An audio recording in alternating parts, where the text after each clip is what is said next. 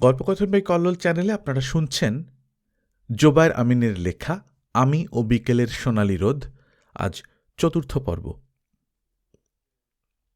মুহিব শাফায়েত আহসানের রুমের দরজা থেকে আনুমানিক ২০ গজ দূরে থাকতেই প্রথম দানবের আবির্ভাব হল। এনায়েত ওদিকের একটা পিলারের পাশে তার বসার স্থান। সে সেখান থেকেই উঠে এসেছে। এনায়েতের চৌকো মুখে চমৎকার হাসি। সে মুহিবকে সালাম দিল। বড় বড় পা ফেলে মুহূর্তেই দরজার কাছে পৌঁছে গেল। দরজার পাশের ডিভাইসে মুখ এগিয়ে বলল, স্যার, মুহিব স্যার এসেছেন। ওপাশ থেকে উত্তর এলো, ঠিক আছে। এনায়েত দরজার পাশে হাত স্পর্শ করতেই নিঃশব্দে দরজা খুলে গেল। মুহিব বলল, কেমন আছেন এনায়েত ভাই? এনায়েতের মুখের হাসি যেন আরও চওড়া হল। ভালো আছি স্যার। মুহিব রুমে প্রবেশ করল। হেঁটে আরও ভেতরের দিকে এগোতে লাগল। এই রুমে ঢোকার সাথে সাথেই অদ্ভুত এক অনুভূতি হয়। রুমের সৌন্দর্যের আবেশ তো আছেই, সেই সঙ্গে উৎসাহ ও আত্মবিশ্বাসের মিশ্র অনুভূতি। বেশ খানিকটা হেঁটে শাফায়েত আহসানের ডেস্কের কাছাকাছি যেতেই তিনি ওকে দেখে বললেন, hello Muhib, how are you? তার মুখে সুন্দর একটা হাসি। ভেরি ফাইন স্যার, আপনি কেমন আছেন? আছি ভালো, বসো বসো। তারপর কাজ কেমন চলছে?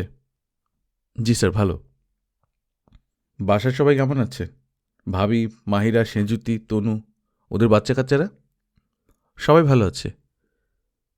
খালামা কেমন আছেন এখন? জি, দাদি এখন মোটামুটি ভালো আছেন। উনি কি মিলির বাসা না তোমাদের বাড়িতে? না, বাড়িতে। দাদি ঢাকায় বেশি দিন থাকতেই চান না। তাই তো দেখছি। এই বয়সেও নিজের বাড়ি, পুরনো সংসার, এগুলোর কথা ভুলে থাকতেই পারেন না। অবশ্য বাড়িতেই তো সবাইকে বেশি কাছে পাচ্ছেন, তাই না? হ্যাঁ, মা আছেন, টুটুল চাচা চাচি আছেন, কাজের লোকগুলো যথেষ্ট সহযোগিতা করে যাচ্ছে। আর আমি তো প্রতি সপ্তাহে বাড়ি যাচ্ছি। মা আর দাদি যাতে ভালো বোধ করেন। তাছাড়া মিলি ফুপু আর আপারাও মাঝে মাঝে সুযোগ পেলেই ঘুরে আসেন। যাক, খুবই ভালো। মহসিনের সঙ্গে কথা হয়েছে এর মধ্যে? জি, বড় চাচার সঙ্গে পরশু কথা হয়েছে, ওনারা ভালো আছেন। আমার অবশ্য ৫-৬ দিন আগে একবার কথা হয়েছিল। ও, সামনের জানুয়ারিতে আমার সিডনি যাওয়ার কথা। অস্ট্রেলিয়াতে গেলে সবসময় চেষ্টা থাকে দুজন দেখা করার। তবে গতবার যখন পার্থে গেলাম সময় একটু কম ছিল, সে কারণে দেখা হয়নি। আর এবার তো সিডনিতে যাচ্ছি, অবশ্যই দেখা হবে। মুহিব হাসি মুখে বলল, আপনাদের বন্ধুত্ব চমৎকার। শুধু আমাদের বন্ধুত্ব নয়, আমার আর মহসিনের বন্ধুত্বের মধ্যেই যে এই সম্পর্ক সীমাবদ্ধ তা কিন্তু নয়। তোমাদের সঙ্গে আমাদের পরিবারের সম্পর্কটা কিন্তু অনেক পুরনো। জি স্যার, আমি কিছুটা জানি। আরও বিশেষভাবে বলতে গেলে আমাদের এই যে ব্যবসা বাণিজ্য, এটার রুটও কিন্তু তোমাদের পূর্বপুরুষদের কাছ থেকেই আসা।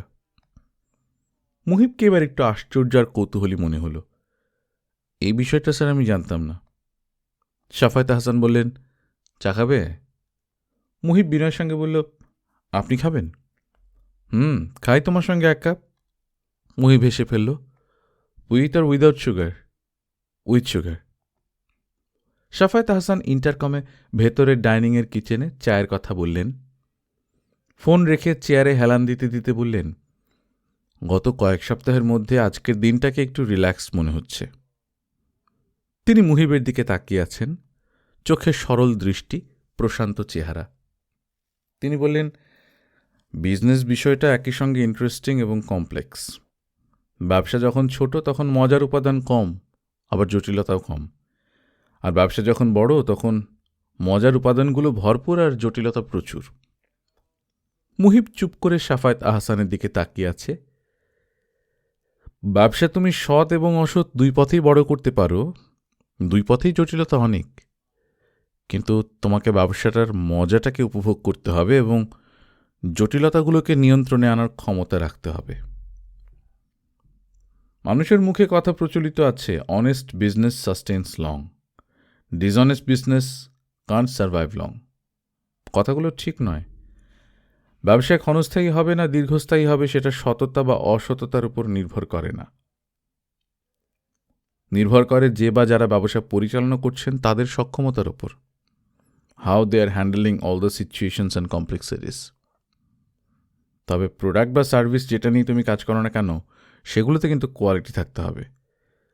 প্রোডাক্ট বা সার্ভিস ভালো মানের না হলে ব্যবসা টিকবে না। পৃথিবীতে অনেক বড় বড় ব্যবসায়ী আছে যারা নিজেরা খুবই অসৎ, কিন্তু এই লোকগুলোর সকল ধরনের জটিলতাগুলো ব্যবস্থাপনা করার অসাধারণ ক্ষমতা রয়েছে। এরাই দীর্ঘ সময় ধরে টিকে আছে। এদের মধ্যে কারো কারো আবার দুনিয়ার বিখ্যাত সব প্রোডাক্টস অ্যান্ড সার্ভিস লাইন রয়েছে। অন্যদিকে অনেক সৎ ব্যবসায়ীও এসেছেন, কিছুদিন থেকে হারিয়েও গেছেন।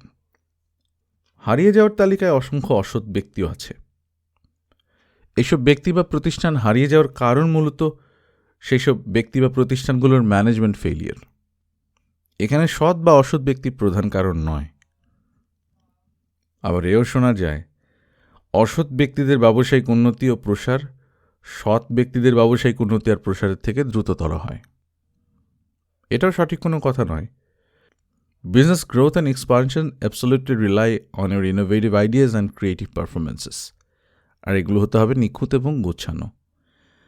তার মানে মোট কথা হচ্ছে, এই পৃথিবীতে সফল ব্যবসায়ী হওয়ার সুযোগ সৎ এবং অসৎ ব্যক্তি উভয়েরই সমান। বিষয় হচ্ছে কে কোন পথটা বেছে নেবে। আর সফল হওয়ার পর তার স্থায়িত্ব কতটুকু হবে সেটা নির্ভর করে পরিচালকদের সার্বিক সামর্থ্যের উপর, অর্থাৎ যে বা যারা এর পরিচালনায় আছেন তাদের অসাধারণ ব্যবস্থাপনা ক্ষমতার উপর। শাফায়েত আহসান স্থির শান্ত দৃষ্টিতে মুহিবের দিকে তাকিয়ে কথা বলছেন। তিনি বললেন, আমার কথা কি বুঝতে পেরেছ? মুহিব বলল, জি। যে কোনো কাজের জন্য উপযুক্ত লোক দরকার। আমি কিছুক্ষণ আগে বলেছিলাম আমাদের ব্যবসাটা শুরু তোমাদের পূর্বপুরুষদের কাছ থেকে। মুহিবের চোখ চকচক করে উঠল, খুবই কৌতূহলী এবং উৎসুক ভাব। সে বলল, এই বিষয়টা আমি জানতে চাই স্যার। শাফায়েত আহসানকে খুশি দেখালো। মানুষের আগ্রহ তিনি পছন্দ করেন। তিনি বললেন, তুমি মীর আলমগীর মৌলভী সম্পর্কে কতটুকু জানো? মুহিব কিছুটা আশ্চর্য বোধ করল। ও বলল, মীর আলমগীর মৌলভী বলতে আপনি আমার দাদার দাদার দাদার কথা বলছেন? খুব একটা বেশি কিছু জানি না। আমার পূর্বপুরুষ হলেও কয়েক জেনারেশন আগের, এই কারণেই হয়তো বেশি কিছু জানি না। কতটুকু জানো? এই যেরকম আমাদের বাড়ির শুরুটা করেছিলেন মূলত আলীবর্দী মৌলভী, কিন্তু মৌলভী ভিলা বা মৌলভী পরিবারের বিকাশ নামডাক পুরোটা এনেছিলেন তার ছেলে, মানে আমার দাদার দাদার দাদা মীর আলমগীর মৌলভী। তিনি একজন ধার্মিক, নিষ্ঠাবান, পরোপকারী এবং যথেষ্ট সম্পদশালী ব্যক্তি ছিলেন। নিজের গ্রাম ছাড়াও আশেপাশের অনেক গ্রামের লোকেদের কাছে তিনি খুব পছন্দের মানুষ ছিলেন। আর মুহিব কিছু বলতে গিয়ে থেমে গেল। শাফায়েত আহসান বললেন, আর? মুহিব হাসি মুখে বলল, আর জনশ্রুতি ছিল ওনার অনেকগুলো পোষা জিন ছিল। জিনদের দিয়ে তিনি বিভিন্ন কাজ করাতেন। শাফায়েত আহসানের চেহারা স্বাভাবিক। তিনি মুহিবের কথাকে হালকা রসিকতা হিসেবে চলে যেতে দিলেন না। বললেন, জিনদের ব্যাপারটা তুমি বিশ্বাস করো? বিশ্বাস এবং অবিশ্বাস দুটোই করি। বিশ্বাস কেন করো? কারণ সমস্ত সৃষ্টিজগৎ সম্পর্কে মানব সম্প্রদায় বলতে গেলে এখনো কিছুই জানে না। আর অবিশ্বাস কেন করো? মানুষ কল্পনা বিলাসী, তারা বিভিন্ন কিছু নিয়ে কল্পনা করতে পছন্দ করে। মীর আলমগীর মৌলভীকে নিয়েও হয়তো তাদের কিছু কল্পনা ছিল। আর তাছাড়া আগের সময়গুলোতে ভূত প্রেত জিনের গল্পগুলো খুব প্রচলিত একটা ব্যাপার ছিল। অনেককে নিয়েই এমন কাল্পনিক গল্প তৈরি করা হতো। কিন্তু মানুষ কল্পনা কাকে নিয়ে করে? মুহিব বলল, মানুষ যাদেরকে ভালোবাসে অথবা ভয় পায়, যার কাজ অন্য সাধারণ মানুষদের থেকে কিছুটা বা বেশ খানিকটা এগিয়ে। শাফায়েত আহসান বললেন, অনেক ক্ষেত্রেই ঠিক তাই, এবং মীর আলমগীর মৌলভীর এই যোগ্যতাগুলো ছিল। তুমি শুনে হয়তো অবাক হবে, মৌলভীর বিষয়ে ছোটবেলা থেকেই আমার খুব আগ্রহ এবং এক ধরনের ভালো লাগা ছিল, যদিও সেটা গল্প শুনে শুনে। সময়ের সাথে সাথে আমি বিষয়গুলোর যৌক্তিকতা বুঝতে পারি। আসলে অসাধারণ একজন মানুষ ছিলেন তিনি। মুহিবের খুব ভালো অনুভব হচ্ছে এ কারণে যে ওর এক পূর্বসূরির বিষয়ে স্যার তার শ্রদ্ধা ও ভালোবাসা প্রকাশ করেছেন। শাফায়েত আহসান বললেন, মীর আলমগীর মৌলভী খুব স্মার্ট ও বুদ্ধিমান একজন ব্যবসায়ী ছিলেন, এটা কি জানো?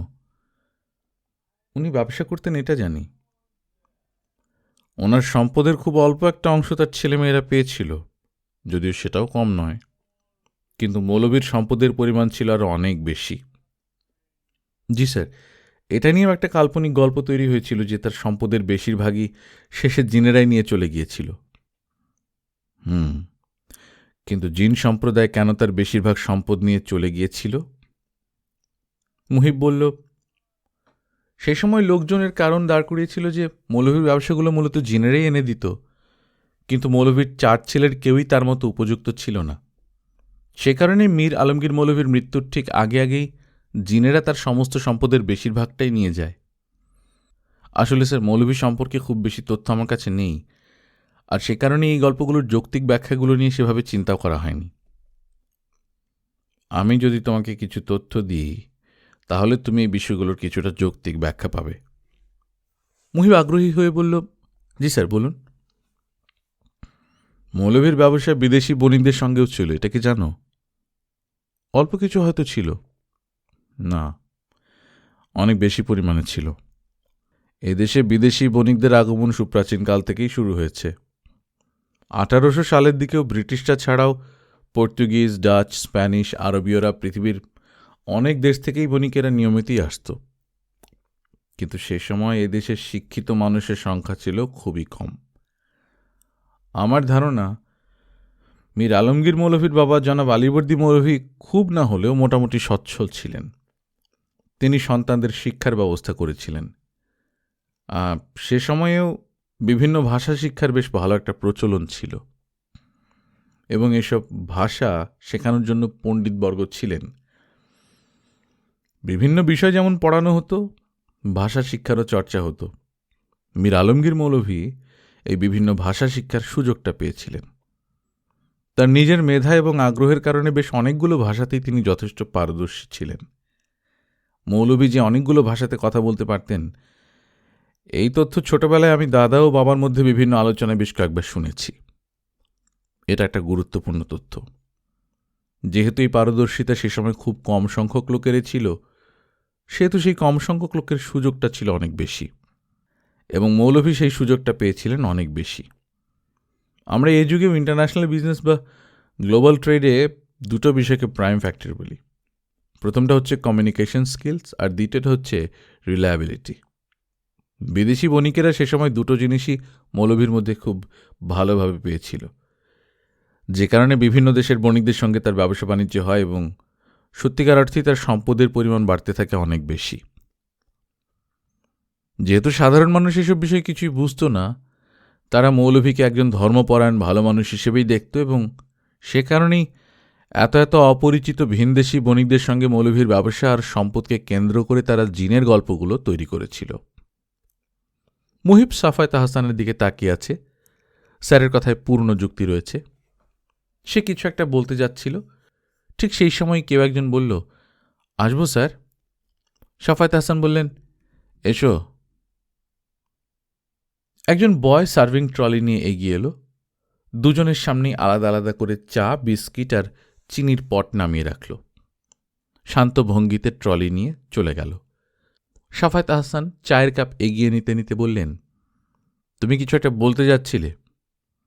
মুহিব বলল, স্যার, যদি মীর আলমগীর মৌলভীর অনেক সম্পত্তি থাকে, তাহলে ছেলেমেয়েরা এর পুরোপুরিটা পেল না কেন? সাফায়েত আহসান চায়ের কাপে চুমুক দিলেন, তারপর বললেন, তুমি নিজেও কিছুক্ষণ আগে একটা কথাই বলেছ যে মৌলভী তার নিজ গ্রামে তো অবশ্যই, আশেপাশের গ্রামের মানুষদের কাছেও খুব পছন্দের ব্যক্তি ছিলেন। জি, বলেছি। সাধারণ মানুষদের কাছে পছন্দনীয় হবার জন্য কিছু বিশেষ গুণ থাকতে হয়। মৌলভীর সেই বিশেষ গুণগুলো কি ছিল? মুহিব চুপ করে আছে। একটা উদাহরণ দিই। আগের সময়গুলোতে দুর্ভিক্ষ খুবই সচরাচর ঘটনা ছিল, যেটা 1800 সালের দিকেও প্রায় ভয়ঙ্কর রূপ নিয়ে উপস্থিত হতো। প্রচুর মানুষ অভাবে অনাহারে মারা যেত। তবে উল্লেখ করার মতো বিষয় হচ্ছে, এই মৃত্যু মৌলভীর গ্রামে ছিল তুলনামূলকভাবে খুবই কম। শুধু তাই নয়, মৌলভীর গ্রামের আশেপাশের কয়েকটি গ্রামেও ভয়াবহতা অনেকটাই কম থাকত। মুহিব জিজ্ঞেস করল, এর কারণ? এর কারণ হচ্ছে নিজের চারিত্রিক মহানুভবতাই হোক বা ধার্মিকতার কারণেই হোক, মৌলভী তার সম্পদকে সমাজে ছড়িয়ে দেবার চেষ্টা করেছেন, শুধু নিজের প্রয়োজনে ব্যবহার করেননি। মুহিব মৃদু এক ধরনের শিহরণ অনুভব করল। শাফায়েত আহসান বললেন, আরেকটা উদাহরণ দিলে বিষয়টা আরও পরিষ্কার হবে।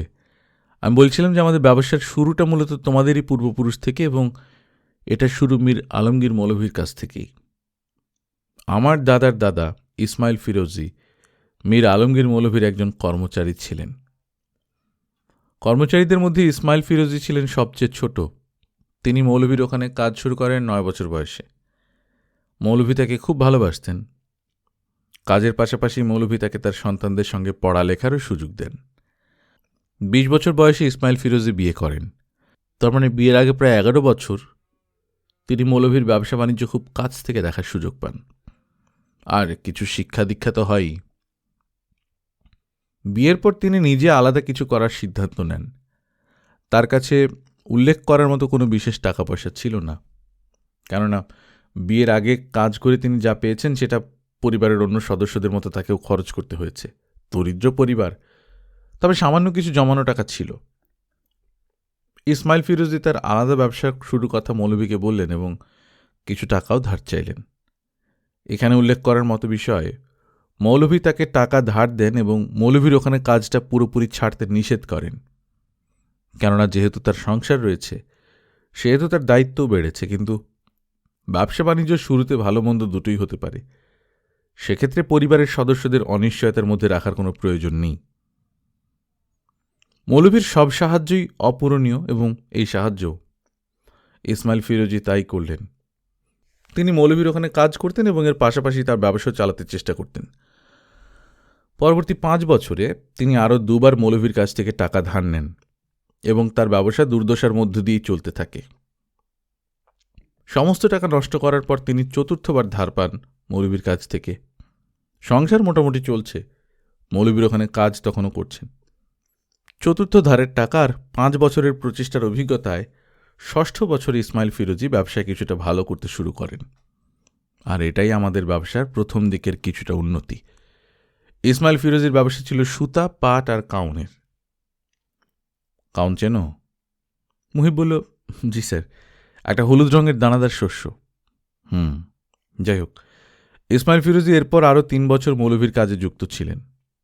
পরবর্তী সময় ব্যবসা আর একটু ভালো হলে তিনি মৌলভীর কাজ ছেড়ে দেন এবং নিজের কাজে পুরোপুরি মনোযোগ দিতে পারেন।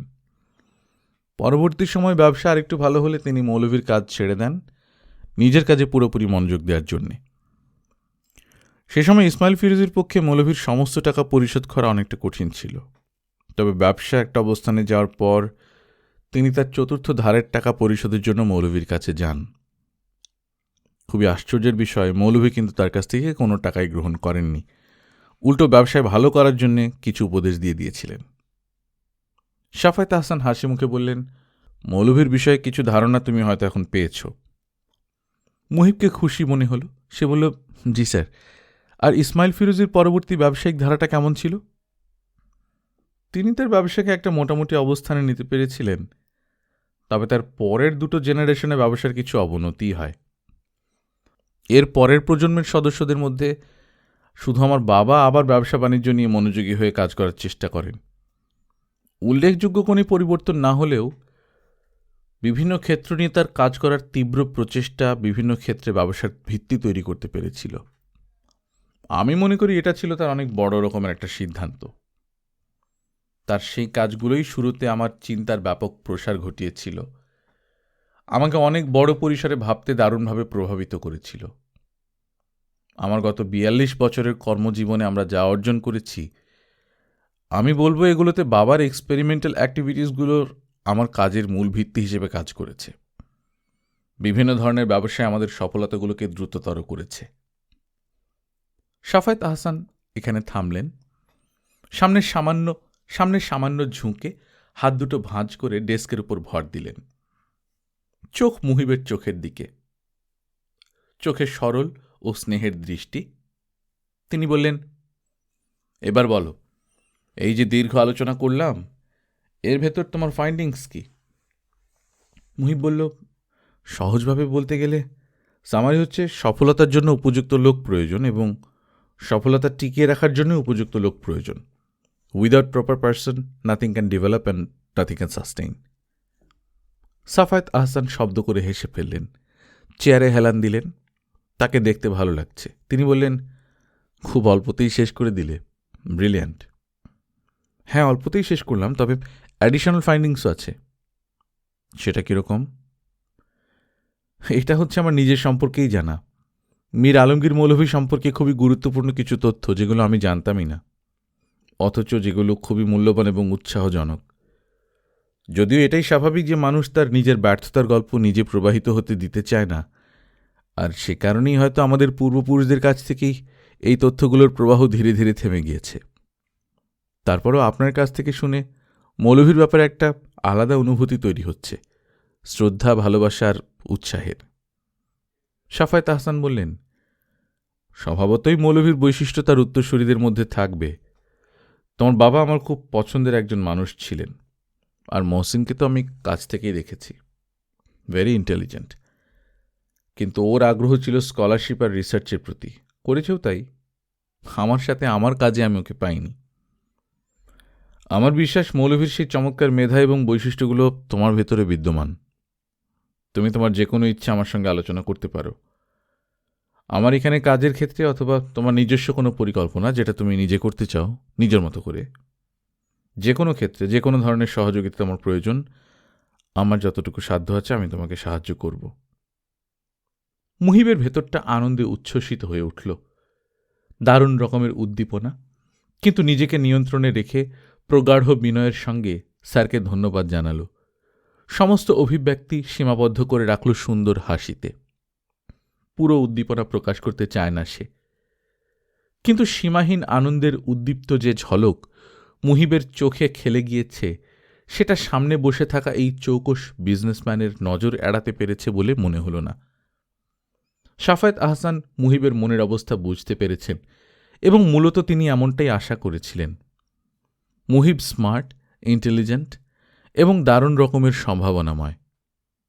তিনি মুহূর্তেই মুহিবের ওপর থেকে চোখ সরিয়ে চায়ের কাপে চুমুক দিলেন। চায়ের কাপ নামিয়ে রাখতে রাখতে বললেন, যাই হোক, অনেক পুরনো মানুষ আর তাদের ব্যবসা বাণিজ্য নিয়ে আলোচনা হলো। এখন আমাদের ব্যবসা বাণিজ্যের কথায় আসি। আমাদের কাজও তো এগিয়ে নিতে হবে নাকি? তিনি হাসছেন। মুহিব হাসি মুখে বলল, তা তো অবশ্যই স্যার। চিটাগাং কক্সবাজারে আমাদের যে নতুন পাওয়ার প্ল্যান্টগুলো হতে যাচ্ছে, সেগুলো সম্পর্কে তো তুমি জানো? হ্যাঁ, জানি। থার্মাল, হাইড্রো, সোলার, উইন্ড, সব ধরনের প্ল্যান্ট মিলিয়ে দেশের মোট ইলেকট্রিসিটির 50% আমাদের উৎপাদিত। আর স্বাভাবিকভাবেই থার্মাল প্ল্যান্টের অংশটা বড় একটা অংশ। সে কারণেই পরিবেশের বিষয়টা সবসময় আমাদের আলোচনায় গুরুত্বের সঙ্গেই আসে। ডিম্যান্ড, টোটাল সার্কামস্ট্যান্সেস, র materials availability, plant life time, এই বিষয়গুলোর কারণে কোল পাওয়ার প্ল্যান্টগুলো আরও কিছুটা সময় আমাদের চালিয়ে যেতে হবে। রিনিউয়েবল এনার্জি প্ল্যান্টগুলো তো নিয়ে আমরা আগাচ্ছি, পাশাপাশি থার্মাল সেক্টরে যে নতুন প্রজেক্টগুলো হচ্ছে, সেগুলোর ক্ষেত্রে আমরা গ্যাস পাওয়ার প্ল্যান্টকে বেশি গুরুত্ব দিচ্ছি। কারণটা তুমি নিশ্চয়ই বুঝতে পারছো।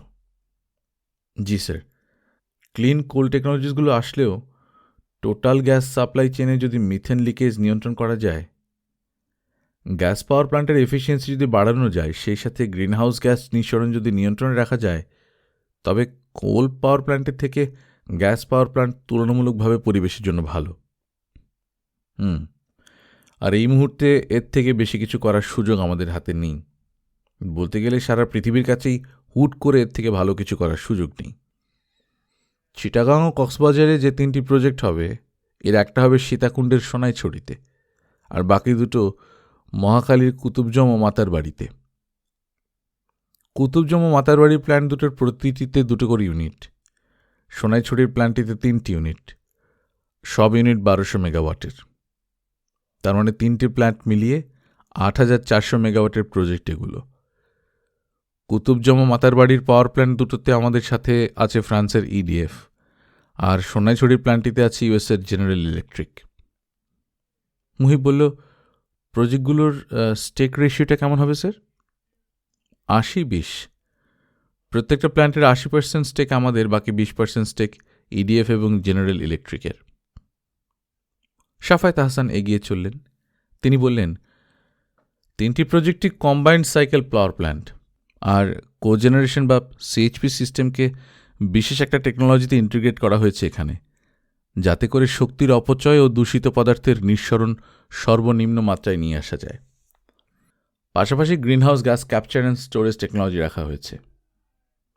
সর্বাধুনিক এবং সর্বাধিক পরীক্ষিত 11 QA+ গ্যাস টারবাইন ব্যবহার করা হবে 3টে প্ল্যান্টেই, যেগুলো ইলেকট্রিসিটি জেনারেশনে হাইয়েস্ট এফিসিয়েন্সি নিয়ে আসবে। শাফায়েত আহসান কিছুটা থামলেন। মুহিব বলল,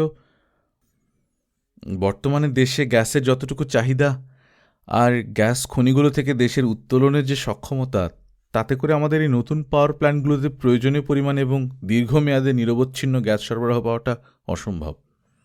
আর স্যার, সেক্ষেত্রে প্রথমে যে বিষয়টা মাথায় আসে সেটা হচ্ছে ইম্পোর্ট, দ্বিতীয়ত নতুন খনি থেকে সরবরাহ। কিন্তু দ্বিতীয় বিষয়টি তাৎক্ষণিকভাবেই করে ফেলার মতো কোনো বিষয় নয়, সুতরাং প্রাথমিক পথ আমদানি।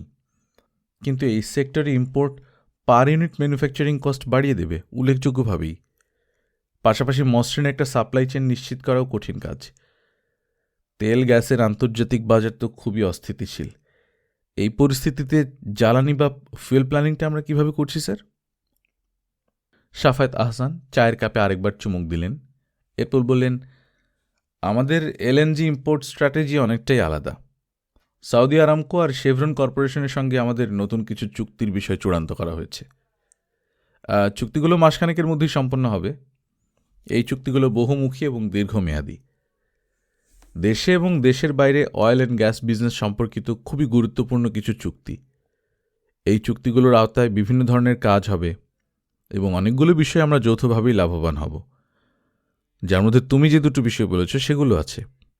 এলএনজি আমদানিতে আমাদের খরচ উল্লেখযোগ্য হারে কমবে এবং নতুন গ্যাস খনির অনুসন্ধান এবং গ্যাস উত্তোলনের কার্যক্রম সফলভাবে সম্পন্ন হবে। আর তাছাড়া চিটাগাং ও কক্সবাজারে আমরা যে 4টি এলএনজি টার্মিনাল করব, সেগুলোতে মিথেন লিকেজ এবং বয়েল অফ 0%, অর্থাৎ পরিবেশ এবং এফিসিয়েন্সিকে সবসময় গুরুত্বের সঙ্গে রাখা হয়েছে। মুহিবকে সন্তুষ্ট দেখালো। শাফায়েত আহসান বললেন, moreover of that we always prefer diversification. আর সে কারণে আমরা নিউক্লিয়ার পাওয়ার প্ল্যান্টের দিকে এগোচ্ছি। প্রাইভেট সেক্টর থেকে নিউক্লিয়ার পাওয়ার প্ল্যান্ট নতুন কিছু নয়। পৃথিবীর বেশ কিছু দেশেই আছে, আমেরিকা তারও বেশি আছে। ডেমোগ্রাফিক, জিওটেকনিক্যাল, মিটিওরোলজিক্যাল, হাইড্রোলজিক্যাল ফিচার্স সহ অন্য সব বিষয়ে বিশ্লেষণ করে দেশের মোট 6টি জায়গায় আমরা প্রাথমিকভাবে নির্ধারণ করেছি। পরবর্তীতে এগুলোর মধ্যে থেকে 1টি বা 2টি জায়গা চূড়ান্ত করা হবে। তবে নিউক্লিয়ার পাওয়ার প্ল্যান্টের বিষয়ে আমরা তাড়াহুড়ো করতে চাই না। রূপপুরে জাতীয়ভাবে দেশের প্রথম নিউক্লিয়ার পাওয়ার প্ল্যান্ট তৈরি হয়েছে। এটা আমাদের কাজকে বিভিন্ন আঙ্গিক থেকেই সহজ করবে। এরপরেও এই কার্যক্রমে আমরা নিখুঁত পরিকল্পনা নিয়ে আগাচ্ছি। Site development and construction to commissioning and plant handover, operational assistance, waste management, সার্বিক বিষয়গুলো নিয়ে ইতিমধ্যে আমরা অনেকগুলো প্রপোজাল পেয়েছি। KEPCO, TEPCO, CNNC, Dominion Resources, Duke Energy, Southern Company ছাড়াও ইউকে, ইউক্রেন, কানাডা এবং স্পেনের বিভিন্ন কোম্পানি থেকে অনেকগুলো প্রপোজাল এসেছে। তবে সবচেয়ে ভালো যে দুটো প্রপোজাল আমরা পেয়েছি সেগুলো ইডিএফ এবং রোসাটম থেকে। ইডিএফের নতুন এবং পরীক্ষিত কিছু টেকনোলজিক্যাল ফিচার্স আমাদের বিশেষভাবে আকৃষ্ট করেছে। পাশাপাশি রোসাটম যেহেতু রূপপুরের কাজটা করছে, তাদের কাছ থেকেও চমৎকার কিছু অফার এসেছে। তবে সব কিছুর উপরে আমরা রিস্ক ফ্যাক্টর এবং সেফটি মেজার্সকে প্রাধান্য দেব। শাফায়েত আহসান আবার কিছুটা থামলেন, চায়ের কাপে চুমুক দিলেন, শান্ত ভঙ্গিতে চেয়ারে হেলান দিলেন। মুহিবের দিকে তাকিয়ে বললেন, পরিবেশগত, অর্থনৈতিক ও আরও কিছু দিক বিবেচনা করলে নিউক্লিয়ার পাওয়ার প্ল্যান্টের অনেকগুলো গুণ আছে। তারপরেও রেডিয়েশন এক্সপোজারের বিষয়টা কিন্তু মাথায় থেকেই যায়। এই পুরো বিষয়টা সম্পর্কে তোমার অভিমত কি? মুহিব বলল, নিউক্লিয়ার পাওয়ার প্ল্যান্টগুলোতে এখন পর্যন্ত জ্বালানি মূলত ইউরেনিয়াম U-235। আইসোটোপ এবং পেলেটগুলোতে যেই ইউরেনিয়াম থাকে তাতে এর এনরিচমেন্ট 5% থেকে 20%। রিস্ক এই জায়গাতেও কিছুটা কমেছে। প্রেশার ভেসেল, যেটাতে মূলত ইউরেনিয়াম রড অ্যাসেম্বলি বসানো হয়, তার সার্কিট পুরোপুরি আলাদা। বাইরের অন্য কোনো সার্কিটের সঙ্গে এর সরাসরি কোনো সম্পর্ক নেই। আর তাছাড়া প্রেশার ভেসেলের বাইরে রিঅ্যাক্টরের ভেতরটাতেই কয়েক ধরনের কন্টেনমেন্ট লেয়ার থাকে। পাশাপাশি রিঅ্যাক্টরের বাইরে স্পেশাল প্রোটেকশন জোন তো আছেই। আর নিউক্লিয়ার পাওয়ার প্ল্যান্টগুলোতে অ্যাক্টিভ সেফটি সিস্টেমের পাশাপাশি ফুকুশিমা দুর্ঘটনার পর থেকে প্যাসিভ সেফটি সিস্টেমগুলোকে নানাভাবে সুসংগঠিত করা হয়েছে, যেটা গ্রিড ফেলিয়ারের মতো পরিস্থিতি হলেও বাইরের কোনো সহযোগিতা বা পাওয়ার সাপ্লাই ছাড়াই পাওয়ার প্ল্যান্টকে নিরাপদে বন্ধ করে দেয়। প্ল্যান্টগুলোতে এখন পর্যন্ত ইউরেনিয়াম ফিশন রিঅ্যাকশন ব্যবহার করা হচ্ছে। সেটা চেইন রিঅ্যাকশন হলেও প্রেশার ভেসেলের ভেতর এটা শতভাগ নিয়ন্ত্রিত একটা প্রক্রিয়া। সেই সাথে প্ল্যান্টের নর্মাল অপারেশনে রেডিও অ্যাক্টিভ সাবস্টেন্সের এক্সপোজার ডোজ পুরোপুরি নিয়ন্ত্রিত। আর স্যার, স্পেন্ট ফিউয়েল বা রেডিও অ্যাক্টিভ ওয়েস্ট ম্যানেজমেন্টের টেকনোলজি, প্রসিজিওর এবং আলটিমেট ডাম্পিং মেথডের উপর অবশ্যই ভরসা করা যায়। তার মানে বাকি থাকে শুধু দুর্ঘটনার ব্যাপারগুলো। এটা বলাই যায় যে ডিজাইন বেসিস অ্যাক্সিডেন্টের ক্ষেত্রে কোনো সমস্যাই নেই। আর বিয়ন্ড ডিজাইন বেসিস অ্যাক্সিডেন্টের ক্ষেত্রেও চমৎকার সব ব্যবস্থাপনা রাখা হয়। এরপরেও এই বিষয়টা নিয়ে এই ক্ষেত্রের গবেষকেরা তো বিরামহীন কাজ করছেনই। বিশেষ করে আমেরিকা, ফ্রান্স এবং রাশিয়াতে প্রচুর কাজ হচ্ছে। স্যার, একটু আগে আপনি যে বললেন ইডিএফ নতুন আর পরীক্ষিত কিছু টেকনোলজিক্যাল ফিচার্স পাঠিয়েছে, আমার ধারণা সেগুলোর মধ্যে বিয়ন্ড ডিজাইন বেসিস অ্যাক্সিডেন্ট সম্পর্কিত বেশ কিছু ফিচার্স অবশ্যই আছে। শাফায়েত হাসান মৃদু হাসলেন। Exactly, you are right. চেয়ারে সোজা হতে হতে তিনি বললেন, মুহিব, দেশের ইলেকট্রিসিটি ডিস্ট্রিবিউশনের কাজটাও আমরা নিতে যাচ্ছি। এ ব্যাপারে আগামী 5 December state grid corporation of চায়নার সঙ্গে আমাদের এখানে একটা মিটিং হবে। 7 ডিসেম্বর আমরা চিরাং যাব। আমাদের স্টিল মিলে ইয়ারলি একটা কনফারেন্স আছে। 8 ডিসেম্বর চিটাংয়ে আমাদের সিমেন্ট ইন্ডাস্ট্রিতে আরেকটা মিটিং হবে এবং সেদিনই আমরা ঢাকায় ফিরব। 12 ডিসেম্বর আমাদের এখানে ইডিএফ এবং 14 ডিসেম্বর জেনারেল ইলেকট্রিকের সঙ্গে আরও 2টো মিটিং হবে। আমি চাচ্ছি সবগুলো মিটিংয়ে তুমি আমাদের সঙ্গে থাকবে। মুহিব বলল, অবশ্যই থাকবো স্যার।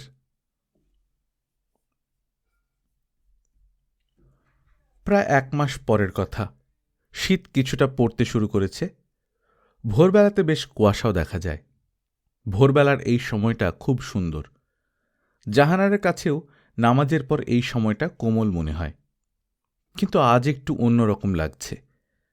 সে বুঝতে পারছে পরিবেশ ঠিকই আছে, একটু অন্যরকম লাগছে তার নিজের শরীরের কারণেই। গতরাতে ভালো ঘুম হয়নি। সে ব্লাড প্রেশারের রোগী। অ্যামলোডিপিন জাতীয় ওষুধ খেতে হয় সারা বছর। ডায়াবেটিসের ওষুধ খেতে হয়। পরিপূর্ণ ঘুম তার জন্য খুবই জরুরি। ডাক্তার প্রতি রাতে 7 থেকে 8 ঘন্টা ঘুমোতে বলেছেন। গতরাতে ঘুম হয়েছে খুবই কম। যদিও ছেলেমেয়েরা তাকে এক রুমে আগেই ঘুমানোর ব্যবস্থা করে দিয়েছিল, কিন্তু জাহানারা ঘুমাতে পারেননি। এটা কি সম্ভব? বাড়ি ভর্তি মেহমান। এটা জাহানারার নিজের বাড়ি। মেহমানদের রেখে সেই আগে ঘুমিয়ে যাবে? যদিও ছেলেমেয়েদের জোড়াজুড়িতে সে রাত 11টাতে শুতে গিয়েছিল, কিন্তু ঘুম আসেনি। সবশেষ তার ছোট্ট মোবাইল ফোনটাতে সময় দেখেছিল রাত 2:09 বাজে। এরপর কোনো একটা সময় ঘুমিয়ে গিয়েছে। ভোরে উঠেছে 5টায়। তার মানে ঘুম হয়েছে 2.5 থেকে 3 ঘন্টার মতো। এই ঘুম তার জন্য ভালো নয়। জাহানারার শাশুড়ি সাহেরা খাতুন এখনও ওঠেননি। শীতের সময় ফজরের নামাজটা উনি একটু দেরিতে পড়েন। বয়স বাড়ার কারণে শীতের সময় আর আগের মতো ভোরে উঠতে পারেন না। বাড়িতে আরেকজন অবশ্য উঠে পড়েছে। সে হচ্ছে টুটুল আর জ্যোতির মেয়ে পারুল। লক্ষ্মী একটা মেয়ে, সবেমাত্র ক্লাস 3তে পড়ে, কিন্তু এখনই নিজের কাজ নিজ দায়িত্বে করে। সামনে স্কুল ফাইনাল পরীক্ষা। সে নিজেই ভোরবেলাতে উঠে পড়তে বসেছে। বাড়িতে অনেকগুলো বাচ্চা কাচ্চা এসেছে। পারুল নিজেও ছোট মানুষ, কিন্তু দিনের খুবই অল্প একটা সময় সে অন্য বাচ্চা কাচ্চাদের সঙ্গে খেলতে আসছে। বাকি সময়টা পড়ালেখাতেই ব্যস্ত। ক্লাসে সে প্রথম, এবারও প্রথমই হতে হবে। জাহানারা নিজের শরীর খারাপ লাগাটা ভুলে যেতে চাইছেন। সকালের কাজগুলো শুরু করা দরকার। সবার সকালের নাস্তার আয়োজন করতে হবে, কিন্তু কাজ এখনো শুরু করা যাচ্ছে না। উঠোনটা এখনো ঝাড়ু দেয়া হয়নি। রতনের মা অবশ্য এখনই চলে আসবে। মর্জিনাকে সকাল সকাল আসতে বলা হয়েছিল। এই মেয়ে কখন আসে কে জানে। জাহানারা মিটসেফ থেকে গুড়ের কৌটাটা বের করল। এটা খেজুরের গুড়। গত কয়েকদিন সে এই খেজুরের গুড় নিয়ে একটু চিন্তাতেই ছিল। মিলি এবং শায়লা দুজনেই খেজুরের গুড়ের ভাপা পিঠা পছন্দ করে। যদিও শীত কেবল পড়তে শুরু করেছে, তবু জাহানারা এখনই সেটা বানাতে চান। কে কখন হুটহাট কোথায় চলে যায়, মিলির এই স্বভাব আছে। এই বলে কয়েকদিন থাকব, আবার হুট করে জরুরি কোনো কাজে তাকে ঢাকায় ফিরতে হয়। যেহেতু সবাই এখন বাড়িতে আছে, জাহানারা এসব আয়োজন আগে ভাগেই করে ফেলবেন। পরে যদি আরও সুযোগ থাকে তাহলে আরও কয়েক ধরনের পিঠা করবে, সাথে ভাপা পিঠাও করবে, তাতে কোনো সমস্যা নেই। খেজুরের গুড়ের গন্ধে জাহানারার মন ভরে গেল। খুব ভালো গুড়। ইদানিং বাজারে যে খেজুরের গুড় পাওয়া যায় সেগুলোতে গন্ধও নেই, স্বাদও আগের মতো নয়। ভালো খেজুরের গুড়ের দুশ্চিন্তা দূর করেছে টুটুল। টুটুলের এক পরিচিত লোক রাজশাহীতে থাকেন। রাজশাহীর চারঘাট থেকে তিনি এই গুড় পাঠিয়েছেন। ভাপা পিঠাও বানাতে হবে কয়েক ধরনের। শায়লা সেদ্ধ চালের গুঁড়ার ভাপা পিঠা পছন্দ করে। এই পিঠার দানা থাকে বড়, একটু আঠালোও হয়। মিলি পছন্দ করে আতপ চালের গুঁড়ার ভাপা পিঠা, একটু মিহি দানা। খেজুরের গুড় সবার জন্যই চলবে। শুধু তার শাশুড়ি সাহেরা খাতুনের সঙ্গে গুড়ের সাথে নারকেল মিশিয়ে দিতে হবে। নারকেলের ব্যবস্থা আগেই করে রাখা হয়েছে। জাহানারার ছেলে মেয়েদের বিশেষ কোনো পছন্দ নেই, ওরা সবাই মজা করে খাবে, কোনো কিছুতেই আপত্তি নেই। তবে আপত্তি করবে মা কেন এত সকালেই ঘুম থেকে উঠে সবার খাবার দাবার নিয়ে অস্থির হয়ে গিয়েছে। সে যাই হোক, ছেলে মেয়ের কথায় কান দিয়ে লাভ নেই। সবার বিষয়টা তাকেই খেয়াল রাখতে হবে। শুধু ভাপা পিঠাই নয়, পিঠার পর সকাল 9টা-10টার মধ্যে আবার একটু ভারী খাবার দিতে হবে। এই খাবার একটু দেরি হলেও সমস্যা ছিল না, কিন্তু জ্যোতির জন্যে জরুরি। টুটুলের বউ জ্যোতির দ্বিতীয় সন্তান পেটে এসেছে।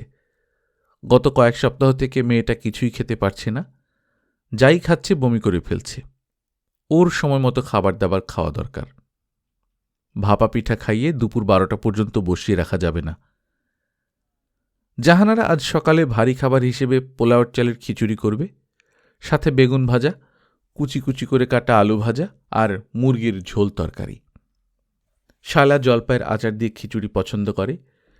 ঘরে জলপাই এবং বড়ই দুটোরই আচার তৈরি করা আছে। বাইরে থেকে রতনের মার গুনগুনানি শোনা যাচ্ছে, চিকন নাকি গলায় সুবহানাল্লাহ আলহামদুলিল্লাহ। জাহানারা স্টোররুম থেকে খাবার ঘরের দরজায় এসে দাঁড়াল। রতনের মা উঠোনে পৌঁছেই জাহানারাকে দেখে বলল, ভাবি উইটা পড়ছেন? হ্যাঁ, আরও আগেই উঠেছি। মর্জিনা কি উঠেছে দেখলে? মর্জিনার বাড়ির উপর দিয়ে আসিনি, উত্তরের রাস্তা দিয়ে আসলাম। তুমি একটু মর্জিনাকে ডেকে আনো তো। নবাবুন্নিরে কি সবসময় ডেকে তুলে নিয়েই তুইব? সময় দমে কিছু বুঝে না। বাড়ি ভরা মানুষ, ওর কি বাতাস ঢুকে না? বদমাইশ সেরি। রতনের মা, তুমি এই না দোয়া দরুদ পড়ছ, আবার আরেকজনকে গালিগালাজ করছ। একসাথে কই করলাম? আল্লাহর নাম পইরা মধ্যে আবার আপনার লগে কথা কইলাম না। জাহানারা বিরক্ত হয়ে বলল, আচ্ছা ঠিক আছে, যাও মর্জিনাকে তাড়াতাড়ি ডেকে নিয়ে এসো, এখন উঠোন ঝাড়ু দেওয়া হয়নি। আবার গুনগুন করে সুর উঠল। গায়ের চাদরটা ভালোভাবে মুড়তে মুড়তে রতনের মা হাঁটা শুরু করল। বাড়িতে অনেক মেহমান এসেছে, সে কারণেই রতনের মা সুন্দর একটা চাদর গায়ে পরিপাটি হয়ে এসেছে। জাহানারার দৃষ্টি আটকে আছে সেই চাদরটার উপর। 10-12 বছর আগের কথা। জাহানারার ফুফাতো বোন শেফালির মেয়ের বিয়েতে ওরা সবাই যশোর গিয়েছিল। সেখানেই এক শীতের মেলাতে ঘুরতে গিয়ে চাদরগুলো কেনা হয়েছিল। মুহিবের বাবা কি আগ্রহ করেই না সবার জন্য চাদরগুলো কিনেছিল। সবাইকে সবসময় খুশি রাখার কি চেষ্টা ছিল তার। এটা এর জন্য, ওটা ওর জন্য। কি ভালোবাসা, কি মমতা! কোথায় যায় এই ভালোবাসা? কোথায় যায় সেই মমতা? পৃথিবীর সবই তো ঠিক আছে, সবই তো চলছে। শীত যাচ্ছে, শীত আসছে, শুধু মানুষগুলো যেসব কোথায় হারিয়ে যায়। জাহানারা অদ্ভুত ধরনের এক শূন্যতা অনুভব করল। তার চোখ ঝাপসা হতে শুরু করেছে, চোখ পানিতে টলমল করছে।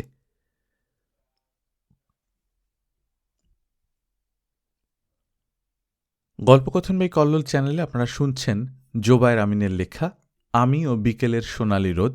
আজ 4র্থ পর্ব। আপনারা কেমন লাগছে গল্পটি জানাবেন। আপনারা যারা প্রথমবারের মতো শুনছেন কাইন্ডলি সাবস্ক্রাইব করে নেবেন। গল্প পাঠ ভালো লাগলে বন্ধুদের সঙ্গে শেয়ার করবেন। নিজে ভালো থাকবেন, আশপাশের লোকজনকে ভালো রাখবেন। টাটা।